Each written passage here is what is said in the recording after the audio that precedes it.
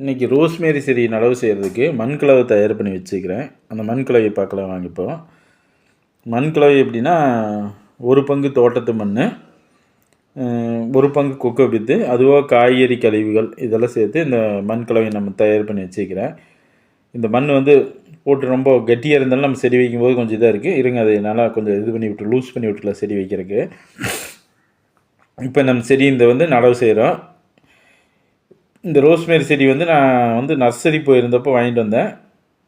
இந்த ரோஸ்மேரி செடி நம்ம எதுக்கு பயன்படுதுன்னா,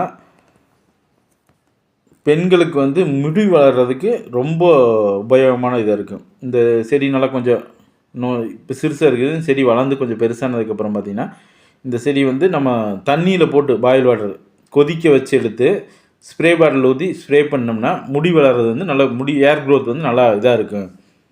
அப்புறம் தேங்காய் எண்ணெயில் காய்ச்சியும் இதை தலைக்கு தேய்க்கலாம். இலையில் தண்ணியில் போட்டு நல்லா தேங்காய் எண்ணெயில் காய்ச்சி இது பண்ணிக்கலாம். பாருங்கள், இந்த செடி இப்போ நம்ம நடவு பண்ணிட்டோம். செடி இது கொஞ்சம் சின்ன செடி, இன்னும் கொஞ்சம் நல்லா பெருசாகி வரும்போது அந்த இலையோட இது நமக்கு நல்லா இதாக இருக்குது. இப்போ நடவு பண்ணி முடித்தாச்சு. இந்த செடி நம்ம இந்த செடியோட தலைகள் ஆன்லைன்லேயும் சேல்ஸ் பண்ணுறாங்க. அந்த ஆன்லைனில் சேல்ஸ் பண்ணி அந்த அதை வாங்குறத விட நம்மளே இந்த மாதிரி சொந்தமாக இந்த செடியை வச்சு வளர்த்து நம்ம சொந்தமாக இந்த தலைகளை போட்டு நம்ம பயன்படுத்தினோம்னா நமக்கு கொஞ்சம் பெஸ்ட்டாக இருக்கும். இது இல்லாமல் இந்த செடியை இன்னொரு விதத்துலையும் நம்ம பயன்படுத்தலாம். இந்த தலைகள் நம்ம தேநீர் தயாரிக்கிறதுக்கு பயன்படுத்தலாம். தேநீர் தயாரிக்கிறதுக்கு தலைகளை போட்டு கொதிக்க வச்சோம்னா ஆன்டி ஆக்சிடென்ட் இது அதிகமாக இருக்கிறதுனால நம்ம உடம்புல நோய் எதிர்ப்பு சக்தி அதிகமாக கிடைக்கும்.